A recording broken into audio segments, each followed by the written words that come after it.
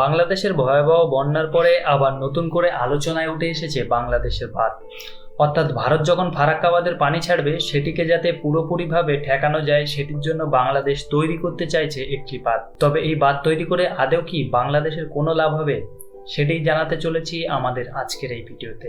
এই মুহূর্তে সবচেয়ে বেশি যে দাবিটি আমাদের চোখে পড়ছে সেটি হলো বাঁধের সামনে আরেকটি বাঁধ নির্মাণ করা। এর জন্য যত টাকা লাগে দেশের জনগণ তা দিতেও প্রস্তুত। কিন্তু মজার ব্যাপার হচ্ছে আমাদের দেশে কিন্তু অলরেডি এরকম সিনারিও রয়েছে। তিস্তা নদীর উপরে ভারত যে বাঁধ নির্মাণ করেছে সেটির নাম গাজলডোবা বাঁধ। তার একটু নিচেই বাংলাদেশের নীলফামারীতে তিস্তা নদীর উপরে রয়েছে তিস্তা বাঁধ। মজার ব্যাপার হচ্ছে এই তিস্তা বাঁধের উত্তরাঞ্চলে মংলা মোকাবেলা করায় খুবই উল্লেখযোগ্য ভূমিকা রাখলেও এত অল্প দূরত্বে দুইটি বাঁধ নির্মাণে নদীর ডাউনস্ট্রিমের একদম ধুধু বালিতে পরিণত করেছে। তাই আপনি যদি অপরিকল্পিতভাবে ভারতের সমস্ত বাঁধগুলির বিপরীতে আরেকটি করে বাঁধ নির্মাণ করতে চান তাহলে খুব ভালো সম্ভাবনায় আছে বাংলাদেশ পুরোপুরি মরুভূমিতে পরিণত হবে। এখন বিষয় হলো সোশ্যাল মিডিয়ায় দেখা যাচ্ছে যে ইন্ডিয়া বাঁধ খুলে দিলে আমরা বাঁধ বন্ধ করে দেব, বন্যার পানি আবার ভারতে চলে যাবে। শুনতে খুব মজার হলেও ব্যাপারটা এত সিম্পল না।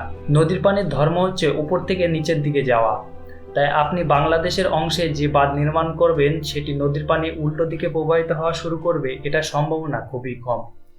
এক্ষেত্রে দুটো বিষয় হতে পারে। প্রথমত, নদীর ব্যারেজের আশেপাশে আর একটা অল্টারনেট রুট তৈরি করে পানি সেদিকেই গড়াতে থাকবে।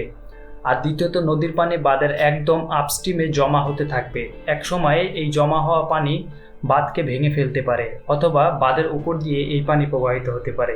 সেক্ষেত্রেও বাংলাদেশের ভয়াবহ বন্যার পরিস্থিতি সৃষ্টি হতে পারে। প্রথমত, ভারতের ওপর কূটনৈতিক চাপ প্রয়োগ করে অতি দ্রুত পানি বন্টন চুক্তি করতে হবে।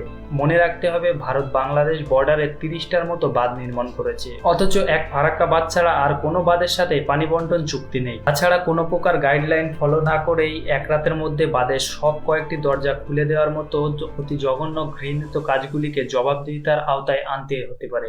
দ্বিতীয়ত, সেচ প্রকল্প বা মেগা স্কেলে রিভার্স প্রকল্প হাতে নিতে হবে। খুব সহজ ভাষায় যদি বলি, নদীর প্যারালাল একটি কৃত্রিম খাল খনন করতে হবে যাতে বন্যার পানি নদীগুলি ছাপিয়ে সেই প্যারালাল খালে গিয়ে জমা হতে পারে। এগুলিকে শুষ্ক মৌসুমে চাষাবাদের কাজে ব্যবহার করা যেতে পারে। তবে এক্ষেত্রে ফসলি জমির উর্বরতা কিছুটা হলেও কমে যাওয়ার আশঙ্কা কিন্তু থাকছে। বাংলাদেশে ঘন ঘন বন্যা হওয়ার পেছনে অন্যতম বড় কারণ হচ্ছে ভারতীয় অংশের বাঁধ থাকায়। কারণ ভারতীয় অংশে বাঁধ থাকার জন্য বাংলাদেশের যে সমস্ত নদীগুলি প্রবাহিত হয়েছে সেগুলির সংস্করণ কাজ ঠিকভাবে হয় না। অর্থাৎ নদীর গভীরতা কমে গিয়েছে, নদীর সাইডে ভাঙন হচ্ছে, যার ফলে কিন্তু বাংলাদেশের নদীগুলি অত্যন্ত ক্ষয়ীভবন এবং বাংলাদেশের নদীগুলিতে জল ধারণ ক্ষমতা কমে গিয়েছে। সুতরাং এগুলিকে সংস্করণ করলে বন্যা মোকাবেলা করা অনেকটাই সহজ হবে। আশা করি আজকের এই ভিডিওতে দেখে আপনারা বুঝতে পেরেছেন যে ভারতের সামনে বাদ দেওয়া আমাদের আদৌ সহজ হবে কিনা।